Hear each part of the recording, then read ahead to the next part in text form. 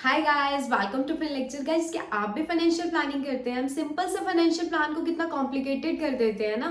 तो इसे सिंपल बनाने के लिए उसकी दो जरूरी क्वालिटीज होती है, उसके ऊपर हमें फोकस करना चाहिए। Number 1, simple to plan, and number 2 is simple to execute. कम instrument and easy to buy instruments होने चाहिए। फाइनेंशियल प्लानिंग के चक्कर में आप कोई भी ऐसा इंस्ट्रूमेंट बाय मत कीजिए जिसको खरीदना ही बहुत ज्यादा मुश्किल हो, जिसका पेपर वर्क बहुत ज्यादा हो, या फिर जिसको खरीद कर आपको ऐसा लगे कि यार कहाँ फंस गए इसे लेकर। तो फाइनेंशियल प्लानिंग के चक्कर में आपने कोई भी ऐसा इंस्ट्रूमेंट बाय नहीं करना। सेकेंड, इसमें क्या आता है, इसमें राइट बैलेंस का होना बहुत जरूरी है। आपको ऐसे इंस्ट्रूमेंट्स बाय करने हैं जिससे आपको रिटर्न्स अच्छी मिले, आपकी टैक्स प्लानिंग टैक्स सेविंग अच्छी हो, या फिर इमरजेंसी के टाइम पर आपको इंश्योरेंस कवर अच्छे से मिल जाए।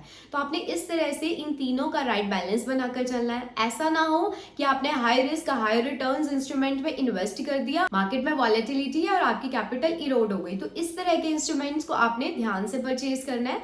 सेकेंड, इसमें आपने इस तरह से टैक्स प्लानिंग करनी है कि आपका टैक्स रिड्यूस हो जाए। ऐसा ना हो कि आप कमा तो बहुत ज्यादा रहे हैं, उसी के अकॉर्डिंग टैक्स भी उतना ही ज्यादा पे कर रहे हैं। तो आपको इस तरह से तीनों का राइट बैलेंस बनाकर चलना है अपने फाइनेंशियल प्लान में, जिससे कि आपकी फाइनेंशियल प्लानिंग अच्छे से हो जाए। अब हम कुछ ऐसे स्टेप्स की बात करते हैं जिससे हम अपने राइट फाइनेंशियल प्लान को डिटरमिन कर सकते हैं बिना किसी पेपर वर्क के। तो इसमें सबसे जरूरी स्टेप आता है आपका इमरजेंसी फंड का। आपको अपने इमरजेंसी सिचुएशंस के लिए हमेशा तैयार रहना चाहिए। अगर आप अपने इमरजेंसीज के लिए ना फंड्स तैयार रखेंगे तो कल को अगर ऐसी कोई कंडीशन आ जाती है तो आपके दिमाग में कोई टेंशन नहीं होगी, आप हमेशा पीसफुल रहेंगे। तो कार का इंश्योरेंस जो कि मैंडेटरी भी है, तो एक व्हीकल को कुछ अमाउंट को प्रोटेक्ट करने के लिए तो हम इंश्योरेंस करवा रहे हैं, लेकिन लाइफ जो सबसे ज्यादा इंपॉर्टेंट है उसका इंश्योरेंस, हेल्थ इंश्योरेंस लेना हम भूल जाते हैं। तो यहाँ पर सबसे जरूरी स्टेप आता है कि आप अपने लाइफ का और हेल्थ इंश्योरेंस जरूर लें। अब लाइफ इंश्योरेंस की बात करें तो इसके लिए राइट फाइनेंशियल प्लान कैसे हो सकता है? मैंने देखा है समटाइम पर्सन क्या करते हैं, अपने घर में किसी का भी लाइफ इंश्योरेंस नहीं करवाते, और कुछ लोग ऐसे होते हैं कि अपने घर में सभी का लाइफ इंश्योरेंस करवा देते हैं, इवन बच्चों का भी लाइफ इंश्योरेंस करवा देते हैं। तो ये ओवरडूइंग हो जाता है। इस तरह के आपने फाइनेंशियल प्लान नहीं लेने हैं। राइट फाइनेंशियल प्लान वो है जहां पर आप अर्निंग मेंबर्स का अपने घर के लाइफ इंश्योरेंस लेते हैं, ताकि आपके ऊपर जो डिपेंडेंट्स है, अगर आपको कुछ भी हो जाता है तो डिपेंडेंट्स की जिंदगी अफेक्ट ना हो। तो अर्निंग मेंबर्स का लाइफ इंश्योरेंस होना जरूरी है। सेकेंड, हम बात करते हैं हेल्थ इंश्योरेंस की। अब हेल्थ इंश्योरेंस और लाइफ इंश्योरेंस में यही डिफरेंस है। हेल्थ इंश्योरेंस आपने घर के सभी मेंबर्स का लेना है, क्योंकि किसी की भी अगर तबीयत खराब हो जाती है तो खर्चा आपके ऊपर आएगा। तो इसलिए आपने अपनी अर्निंग्स को सेव करने के लिए पूरे परिवार का हेल्थ इंश्योरेंस करवाना जरूरी है। अब लाइफ इंश्योरेंस कितना लेना चाहिए? ये आपकी एनुअल इनकम का 20 गुना होना चाहिए, 20 मल्टीपल्स होना चाहिए। फॉर एग्जांपल, अगर आप साल में 10 लाख रुपए कमाते हैं तो आप उसका 20 गुना यानी कि 2 करोड़ का आपका लाइफ इंश्योरेंस लेना चाहिए।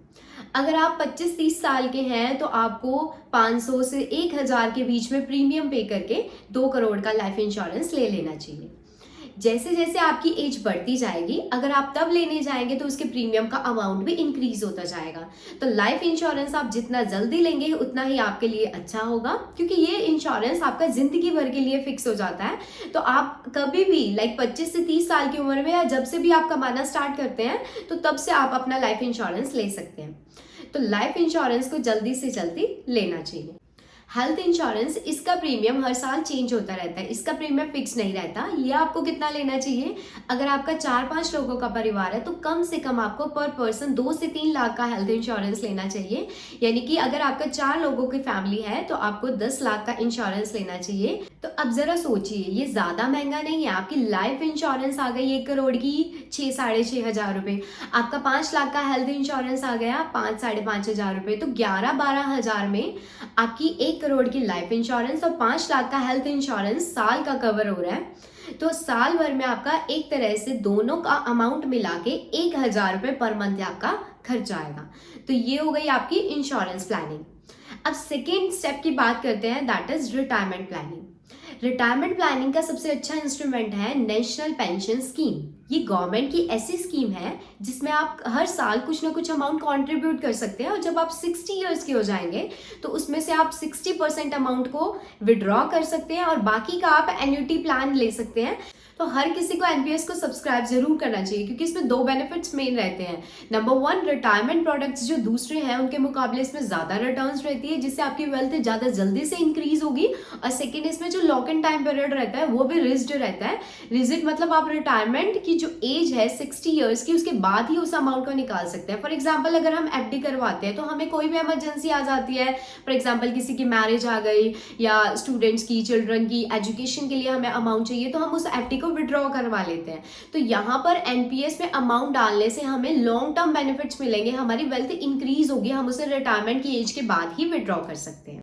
तो बेटर रहेगा कि रिटायरमेंट का पैसा हम एनपीएस में ही डालें। अगर हम म्यूचुअल फंड्स या एफडीज में डाल देते हैं तो वहां पर हमारी वेल्थ इतनी अच्छी नहीं होती, क्योंकि हम उसमें से पहले ही विड्रॉ करते रहते हैं। तो यहाँ पर एनपीएस का जो रिडम्पशन टाइम पीरियड होता है वो रिजिड रहता है, और जो इसकी वेल्थ होगी, जो इसकी रिटर्न्स होंगी, वो बाकी रिटायरमेंट प्रोडक्ट्स के मुकाबले में, बेनिफिट्स के मुकाबले में ज्यादा रहती है।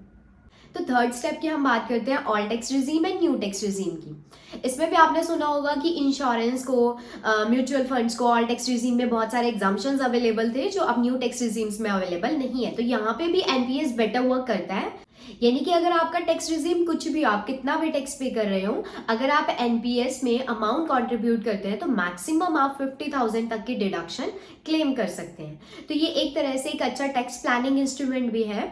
ऑल टैक्स रिजीम और न्यू टैक्स रिजीम्स के बारे में मैंने आपको अपनी प्लेलिस्ट इनकम टैक्स में बताया था कि किस तरह की रेट्स हमारी ऑल टैक्स रिजीम्स में अवेलेबल है और कौन सी रेट्स हमारी न्यू टैक्स रिजीम्स में अवेलेबल है। यहाँ पर भी बेटर ऑप्शन एनपीएस का ही रहेगा कि इंश्योरेंस, म्यूचुअल फंड्स और बाकी सारे जो अदर प्रोडक्ट्स हैं उनको ये एग्जाम्पशन नहीं मिलेगी न्यू टैक्स रिजीम में। और एनपीएस, इसमें अगर हम इन्वेस्ट करते हैं, कुछ कंट्रीब्यूट करते हैं, तो 50,000 every year new tax regime के अकॉर्डिंग भी हम इसमें क्लेम कर सकते हैं। तो ये हमारा एक टैक्स प्लानिंग इंस्ट्रूमेंट भी हो जाएगा। तो अगर आप 5 लाख पर ईयर अर्न करते हैं तो न्यू टैक्स रिजीम के अकॉर्डिंग भी आपको life insurance, health insurance, NPS, और अभी जो मैं 4th स्टेप बताने जा रही हूँ, ELSS, tax saving mutual funds होते हैं, ये भी खरीद लेने चाहिए। और अच्छी बात ये है कि ये चारों ही instrument, retirement planning, life insurance या health insurance planning, tax planning और म्यूचुअल फंड्स के जरिए आप वेल्थ भी क्रिएट कर सकते हैं, और एक ही ऐप के थ्रू आप इसे क्रिएट कर सकते हैं। ईटी मनी ये ऐप है जहां पर आप health insurance, life insurance, NPS, mutual funds खरीद सकते हैं। सब कुछ आप यहाँ पर इन्वेस्ट कर सकते हैं बिना किसी पेपर वर्क के, और इस साल आप 78,000 तक का टैक्स बचा सकते हैं सिर्फ इस ऐप से। ये ऐप आपको म्यूचुअल फंड सेलेक्ट करने में, इंश्योरेंस सेलेक्ट करने में, रिटायरमेंट प्रोडक्ट्स में भी हेल्प कर सकता है, और आपकी नीड के अकॉर्डिंग ये आपको सजेस्ट कर सकता है कि किस पर्टिकुलर प्लान में आपको इन्वेस्ट करना चाहिए। अब बात करते हैं ईएलएसएस फंड्स की। ये एक ऐसा टैक्स सेविंग इंस्ट्रूमेंट है जिसमें आपको रिटर्न के साथ कोई कॉम्प्रोमाइज नहीं करना पड़ता। बहुत सारी कॉम्प्लिकेटेड पॉलिसीज होती हैं गवर्नमेंट की, गवर्नमेंट बॉन्ड्स होते हैं जो आपको टैक्स सेविंग का तो बेनिफिट देते हैं, लेकिन रिटर्न्स के साथ आपको वहां पर कॉम्प्रोमाइज करना पड़ता है। तो ईएलएसएस एक ऐसी कैटेगरी है जो आपको बिल्कुल लार्ज कैप या मल्टी कैप म्यूचुअल फंड जितना रिटर्न्स देती है। तो रिटर्न्स के साथ यहाँ पर कोई कॉम्प्रोमाइज नहीं होता, आपको सिर्फ यहाँ पर लॉक इन देना होता है 3 इयर्स का, और रिटर्न्स आपको ऐसे मिलेंगे जैसे आपको नॉर्मल इंस्ट्रूमेंट्स के अकॉर्डिंग मिलते हैं। तो आप ईएलएसएस में अपने अमाउंट को इन्वेस्ट कर सकते हैं, तो वहां पर भी आपको 1,50,000 की टैक्स की डिडक्शन मिल जाएगी। तो टैक्स प्लानिंग भी है और रिटर्न्स भी बहुत अच्छे हैं, आपकी वेल्थ भी बहुत अच्छे से क्रिएट हो जाएगी, इंक्रीज हो जाएगी। आपको यहाँ पर एक बात का जरूर ध्यान रखना है, जो 80C की डिडक्शन है इसमें आप 1,50,000 तक का अमाउंट क्लेम कर सकते हैं, लाइफ इंश्योरेंस, म्यूचुअल फंड्स के अमाउंट को मिलाकर या किसी भी प्रोविडेंट फंड के अमाउंट को मिलाकर। बाकी जो एनपीएस का आपका 50,000 का अमाउंट है वो आपकी एडिशनल डिडक्शंस है। तो आपके पास अगर सरप्लस फंड्स है तो आपको एनपीएस में अपने अमाउंट को इन्वेस्ट कर देना चाहिए, ताकि आप 50,000 की वहां पर भी डिडक्शन क्लेम कर सकें। तो उम्मीद करती हूँ आपको ये वीडियो जरूर पसंद आया होगा, इससे आप अपनी फाइनेंशियल प्लानिंग कर सकते हैं। तो वीडियो को लाइक और चैनल को सब्सक्राइब करना मत भूलिएगा। Thank you.